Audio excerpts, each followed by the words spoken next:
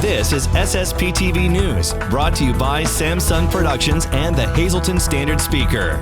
A look at a big charity event that was held in our area over the weekend and details on a camp that will help kids deal with trauma next. Hello everyone, and thank you so much for taking some time to be with us today. I'm Ken Carr with your local information. The second annual Paul and Lisa D'Angelo Family Foundation Independence Day charity event brought many to City View Park in Hazleton on Saturday and served as a great lead-in for the city's Independence Day celebration and fireworks. The charity event had a few races and a walk, exotic cars and trucks, live entertainment, and an autograph session that featured 2 former NFL players and 2 Philadelphia Eagles cheerleaders.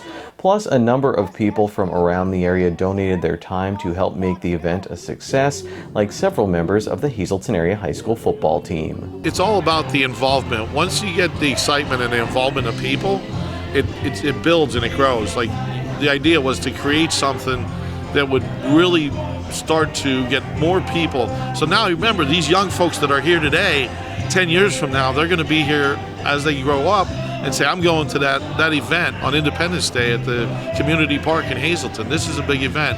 One of the kids that had won the race, the 5K race, actually was here visiting family from West Virginia. Oh, really? And he said he seen it online and he came out and won first place in the 5K, which was impressive. We'll have much more on this story in a future in-depth sports feature on the news. All of the money raised will go to local youth sports groups, autism support groups, children's cancer research, and to help disabled veterans. Now here's today's news feature with Lisa Sugart. There's a new camp that is being offered in our area this summer. It is called Camp Aspire, and it is being run by the Hazleton Police Department. I am pleased to be joined by Detective Corporal Brett Naprava with the Hazleton Police Department.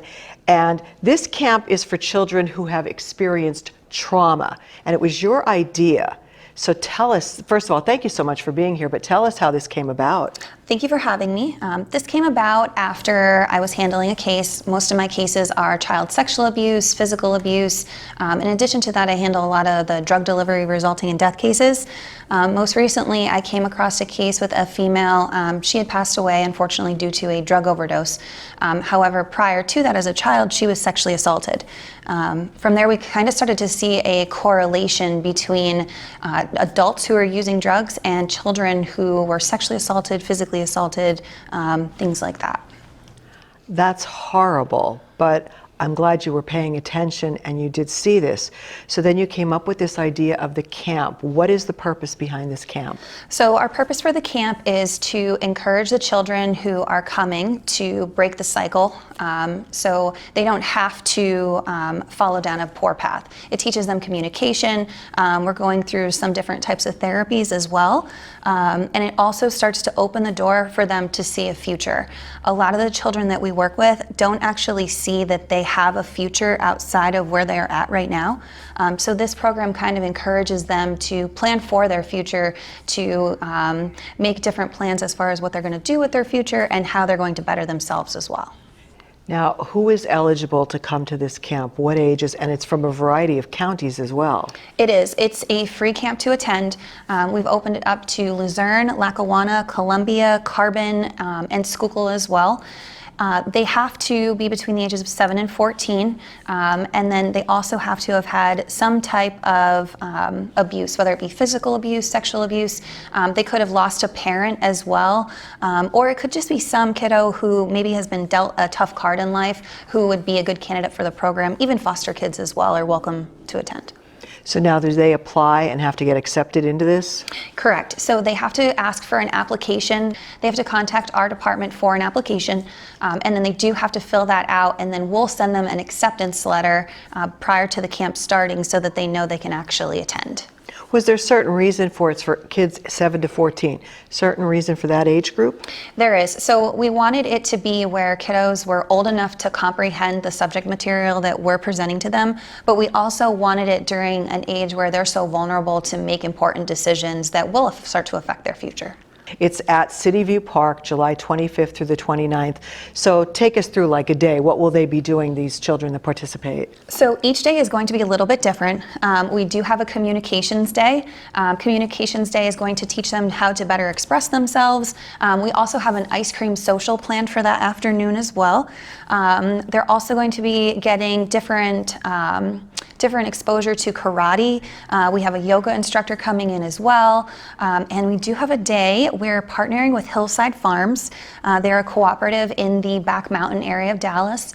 And we're gonna go there, they're gonna do a little bit of animal therapy there. They're gonna learn to cook with fresh ingredients. So we have a whole lot planned. Is there a deadline for when they have to sign up? Yes, we're asking if they could sign up as soon as possible, just so we can guarantee them the shirt size that they're requesting. However, our last minute deadline is July 15th. However, they may not get the shirt size that they had requested if they apply at the last minute. What do you hope these skills these children will have then when they leave the camp? First and most important, I hope that they can start to see a future for themselves, to see that they're overcoming maybe what they feel like the path that they're even headed down. We're also doing a mural, and inside that mural, each child is going to get a wing, if you will, and inside that wing, they're going to design what their future vision is. So if they're having a bad day as an adult, they can come up to the park. The mural will be permanent. They can come up to the park, they can look at the feather they created and maybe see, you know what, I had this great vision for myself. This is the path that I want to be on. So we're hoping, most importantly, to break that cycle. And if there is problems, that you'll get them the help they need as well. Absolutely. Each child who attends is going to get a coping skills toolbox that includes different things such as pop-its, fidget spinners, also journals, things that help kids calm their mind when they're feeling anxious. In addition to that, they're going to get a whole entire portfolio that includes different therapies in the area, contact to the karate instructor that we used as well, yoga, anything that we felt was really important to them, art therapists, that they might be able to use to recover from some of the things that they've experienced. Today's news feature is brought to you by Falvello Law Firm. Have you been injured in a car accident? Call Falvello Law Firm. Your case is our fight. Time now for weather on SSPTV News. Here's our forecast from the National Weather Service on Wednesday. A 20% chance of showers between 7 a.m. and noon. It will be partly sunny with a high near 80 degrees. On Wednesday night, a 20% chance of showers after 2 a.m. It will be partly cloudy with a low around 61 degrees.